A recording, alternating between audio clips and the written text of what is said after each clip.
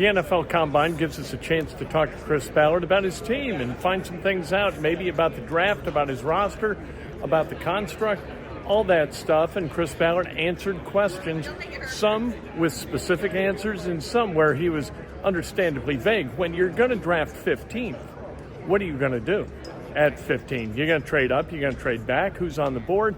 The shelf between elite and non-elite is usually right around 15, so 15's got some challenges. Chris Ballard addresses some of that, and then we go to local media toward the end, and he addresses some other stuff, and it gets a question about specificity, which he can't, of course, address as far as the draft, because nobody knows who's going to be available at 15.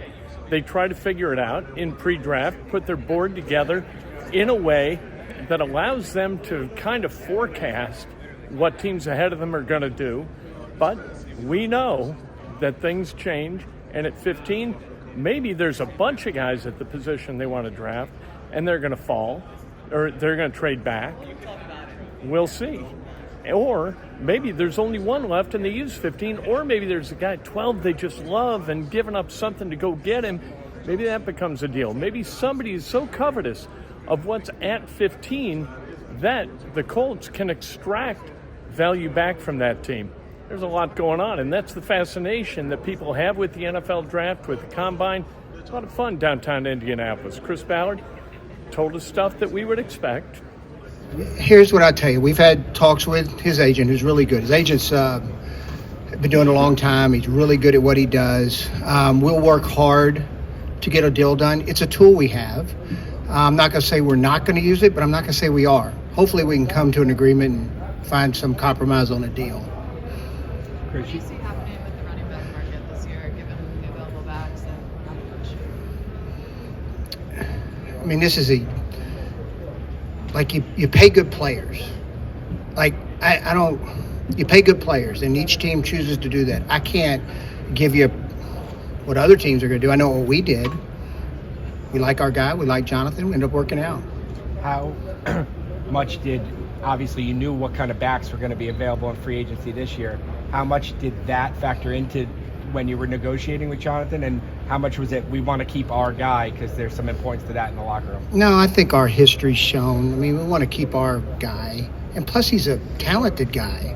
I mean, this guy's I think you saw it as the year went on. I mean, I kind of look, he's recovering from an injury, then the stressful training camp. But I thought as the season went on, you saw him getting stronger and stronger, and I thought he ended really well against Houston and finished a really great game. So, no, I mean, look, always the preference is take care of your own people first. When it came to the increase in the salary cap, does that thought of taking care of your own in-house free agents come to your mind first? Well, it always is first, and yes, we did see an increase, and then I think it will be a slower increase going forward. All right, so I don't think we're going to see a $30 million jump every year, so you've got a plan appropriate for that. It definitely gives you more room to work with. Everybody in the league, we're in good shape, but I think it gave everybody a little bit more of a parachute. So I think it goes both ways. We have the big jump this year, then it kind of levels out going forward over the next 4 or 5 years. Chris, last season, with the season that you had, maybe it was a surprise to you, maybe not, but with where you were, you have the opportunity to maybe take that next step, and it could be a big step. How will that inform how you operate in the offseason? I mean, look, I think it's a good question. I mean, it's always free agency. Everybody gets excited for that week and stamps a future Super Bowl winner off of that. But what you're seeing is, all right, so you got free agency, you got the A-level players. Well, what happens with them? They get tagged. All right, so now you got the next level one that you end up paying A money. If there's one on the market that we think fits us, and look, it takes two sides here. I mean, there's times you'll make a big offer to a player, and you just don't get him. He goes somewhere else. That's part of it. We'll be as aggressive as we need to be, and when we think we need to be. Chris, you talked in January about how having a quarterback on a rookie deal gives you flexibility. Does it impact the draft too, where you're not looking at those guys, or maybe how you approach free agency with reinforcing the roster around him? No, I mean, it does, because you want to give him as much as you can to be successful, which one, I think you got to make sure he's protected. I mean, like I think you know my philosophy on that. You have to make sure your quarterback, especially a young quarterback, you got to make sure he's protected. Then you want to put enough good players around him to be successful, whether that comes through free agency or the draft. I think it just each year's a little different. And, we kind of adjust to however it says. Like, you'll have areas in free agency where there's some depth, and you'll have areas in the draft that are some depth. You try to offset with the areas you don't think there's much depth in free agency. How does Anthony's skill set adjust maybe the types of players you're looking for in the draft or free agency? I mean, he's explosive. He's explosive within himself. I think we all saw that. Just even with the short span he was playing, he's explosive within himself. And so, look, the more good, reliable players that you can put around him, the better. Number one, protect him. All right. Then number two, try to put the best players you can around him. Obviously, your goal is to get him healthy again. Do you feel like is he where you thought he'd be in his rehab? Yeah, that's good. No, really happy about where he's at. He started throwing. He's on a rehab program. We're not gonna I lived through the last one, okay, and I learned a lot of lessons living through the last one. So, forgive me for being a little cautious, but and Anthony, I know Anthony's made some statements that it's important to be ahead of schedule. Well, we're here to pull the reins to make sure we don't get too far ahead of schedule, and we're staying with whatever the doctors are telling us. So, but he's in good shape. He's throwing. He's got a good throwing program. Got good people working with him. So I'm encouraged about where he's at and where he's going, and we'll go from there. How much of a balance is it to know that he still has a lot to learn because he didn't play that much last year, but also building on whatever experience he had from playing? Here's where I have a lot of faith in Shane and really the offensive staff. Like, they do a really good job with playing to the strengths of what a player can do. Now, of course, the more snaps you get as a player, no matter what position you play in the league, but especially quarterback, the more snaps you get, the more you can put on their plate, the more experience they have, the more success they'll have. Will the menu be as big early in his, whether he had played all last year? I can't say yay or nay because I leave that on the staff, but I do have a lot of confidence in them to whatever they think he does well, that's what we'll do. Is there a primary position the Colts will focus on in free agency? That's a loaded question, man. No. A lot of all of them. A lot of the D linemen and linebackers are talking about their versatility. Does having the ability to be positionless weigh any more or less in your draft evaluation? I don't understand positionless. I don't quite understand that term. I mean, they got to line up somewhere. The ability to kick inside and outside. I mean, I think you've seen that. That's not a new concept in our league. I mean, defensive ends kicking inside to play three technique on rush downs is not a new concept. So I don't quite get the positionless part of it. The versatility of players. I do think the one area that you really have seen the game advance, especially at linebacker, where third down and playing the pass is a premium. And, I mean, it's always kind of been my thoughts anyways. And, I mean, look, when we took Darius, that was the main reason why.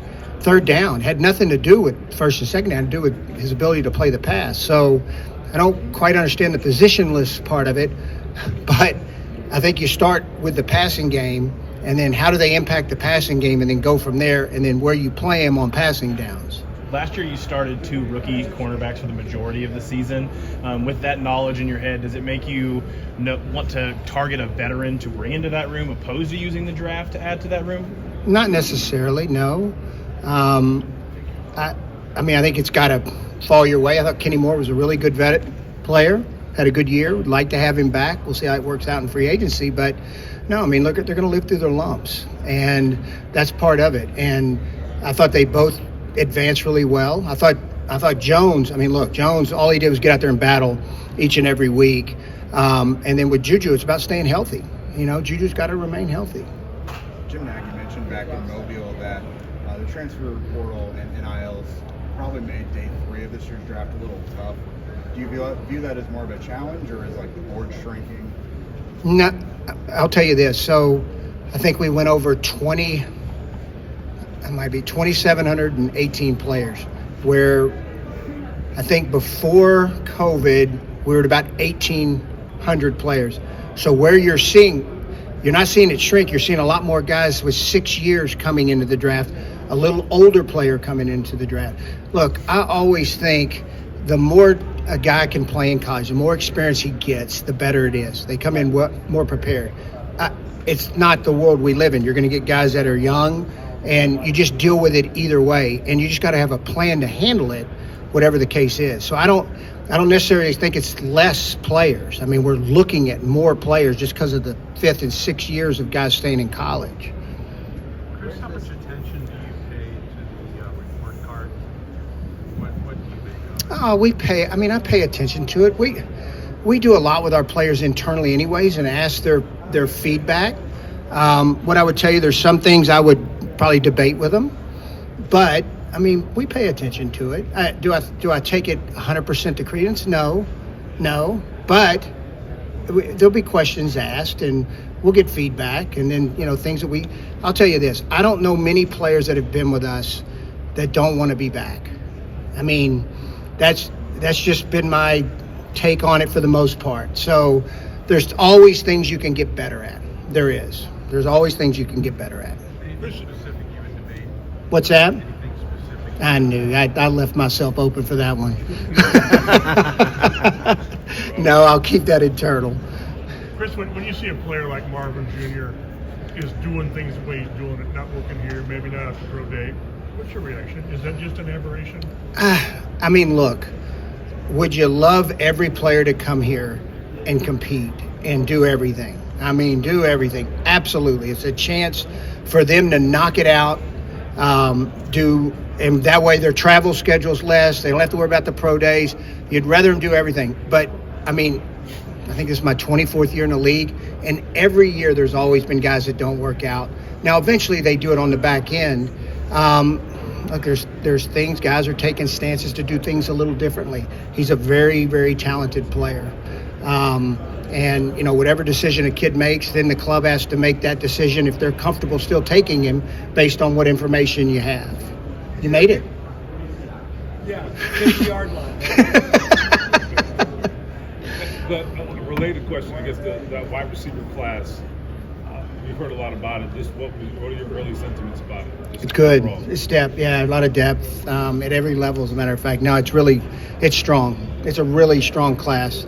And I think every year, I don't know if you see them as strong as this, but I compare it almost like when Pitt came out. That year was really good with, and Jefferson and Ayuk and Pitt. Then the upper part of the draft, I think CeeDee Lamb was in that draft. It's comparable, I know you had the three guys. I know you had the three receivers that played so much for you last year. Do you have to add at that spot just in case they're not all healthy? Good point. I'll tell you one of the big, and I think I told y'all after the season, like losing Doolin, and I told y'all, I did a poor job, really, because we were kind of manufacturing that. You saw it with the practice squad moves up. Doolin was a huge loss. Just because he gives you so much, not only on special teams, but his ability to play inside and outside. If you have to start him for a stretch, he can do it. So that was a big, and it was kind of a freak. It was an ACL on grass in training camp, a non-contact. So it's a freak deal. I've got to do a better job of helping Reggie and the offensive staff and make sure and nothing against the players we had in there playing. It was a rotation all year, and that's hard. That makes it really hard on the coaches. I blame myself for that one. Is there any beauty, Chris, in the idea that what Harrison's doing, everybody could do and not train for track for 3 or 4 months and be a football player? Not everybody's Marvin Harrison. Understanding. Not everybody's Marvin Harrison. Understanding yeah. The idea that you could be a full-time football player coming out of college instead of turning into a track guy. Well, I guess what I would tell you is most of the players, you don't find many of them that when they get to us are out of shape. I think the hardest thing, I'll tell you what, the hardest thing for the rookie, in my opinion, is like they finish their college season, which is going longer. Right, then they get strictly into training, combine, visits, rookie camp, OTAs, I mean, it's almost a cycle that doesn't end until the season ends. So, I mean, preparing for combine, preparing for football, they're really, at the end of the day, they're basically the same thing. I mean, they're getting ready to run. How'd you see Shane? Last one here. How'd you see Shane grow throughout his first season? I know he's super prepared, but obviously I would imagine that there is something that might have changed from week 1 to week 18. That's a good question. His adaptability, which I think y'all know I've talked a long time about. He's a problem solver, and to watch the problems get, because as the season goes on, they get more complex. They do. Injuries, how your team's playing, figuring out who you are as a team, just because of all the natural change that goes on, and then to watch him grow as a problem solver. Because like there's going to be weeks, and this is across the league, and I don't care if you're the Kansas City Chiefs or anybody else, you're going to have problems, and you have to be able to solve them. To watch him solve the problems this year and grow in that area was really fun. Let's just take the running back position. I mean, he had to mix and match what we were doing with the back end of our roster at wideout. He was having to mix and match how many we dressed. I mean, to watch him understand the mechanics of game, of the roster, the 48-man on game day, watch him help solve the problem. That was pretty cool to watch. And he's just gonna continue to grow and get better at it. And it's always like Shane and I get along really well. But I will tell you, my best relationships come through challenging each. It's not no, there's some challenging going on, and you want that. You like, why wouldn't you want that? That's a relationship. Relationship's not you both agree. So you both challenge. I think in kind of their skill sets are all different. Do we have a elite tight end like a Kelsey or a no? But what we have is a good room that's with some pretty good players that all have a different skill set, from Mo Alley Cox to what Granson brings. We thought Mallory really offered something different. Not having Jelani Woods, who we had big hopes for, with him being, hurt all year. This new staff really doesn't even know who he is. They haven't had a chance to work with him. So, and we think he's got, some upside. So we do like the room. We like what it has to offer. They're all a little different. You want to have a guy, like the hardest guy to find is the blocker. I know we all pay attention to the DF, and you always want the dynamic playmaker, but I'm telling you, the hardest one to find is a guy that can block on the edge. Chris, not just tight end, but corner, safety, some of these spots where you've got a lot of young players who maybe haven't, established themselves as starters. How do you weigh giving them that rope with adding somebody who maybe you think can be elite? Well, I think you got to continually add competition. And look, they play, like I always say this, like after you play 7 or 8 games in the league, you're no longer a rookie. And then you start to normalize on who you are. Now, it's always a different progression for everybody. So some guys might come on earlier than some, but we like the talent level of those guys. And they did some really good things during the year. And look, there were some plays they gave up, but I didn't think it was a total sieve in the back end. I know you're a big biggest area, a position of need. I wouldn't answer that anyways, but I will. You asked the question. We're always looking to fill the best player. What's your feel for that? What's your feel for that? This is kind of an open-ended. That's the wrong word, but I guess approaching this draft. Last year we knew quarterback, a couple other positions. Do you feel a little bit more liberated this year because you have some depth at a variety of areas? I feel. Look, when you feel good about your head coach. Look, Shane hadn't done it, so you didn't know. And we still got to have Anthony prove it, even though we like where he's at. And he's going to go through some growing pains still. Let's don't just expect him to step out there and be Superman right away. But is it a lot of better comfort of feeling knowing that you're not going out chasing a vet and and having to dump a bunch of resources into that? Absolutely it is. You still don't ever want to pass one in the draft, especially early, that you think can be a real difference maker. So I think if you pigeonhole yourself into one position, you can kick yourself down the line. So we'll keep an open mind. We always want to get better at every position, but it's something that we'll keep an open mind and get the board lined up the right way. Where are you with that 15 position? Is that one that you can potentially move around quite a bit? Yeah, it's so early. I mean, nobody right now. You're just still gauging the landscape. I mean, you just finished college meetings, so now we're getting to medical. I would tell you we've got a lot of information, but not all the information. And then as you get closer to the draft, that's when you get a feel of whether you're going to be able to move up, move back, stay where you're at. You'll get a better feel as that comes along. Chris, a year ago, we all knew, and you knew, and we knew what position you were going to go for.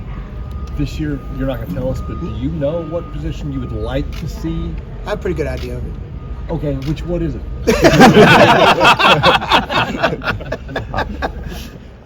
That's Chris Ballard. Always good to end with a laugh. And in hearing him talk about the different positions, one thing that I took away, he said that he thinks that the wide receiver group this year is very similar to the wide receiver group in 2020 when Michael Pittman Jr. was taken early in the second round by the Colts. You know what? That tells me that at the wide receiver spot, who's going to be available at 46? That it's not a place where you target at 15. So what are they going to take at 15? I think they're going to take a corner. And if there are a bunch of corners left at 15, they're going to trade back to go get somebody.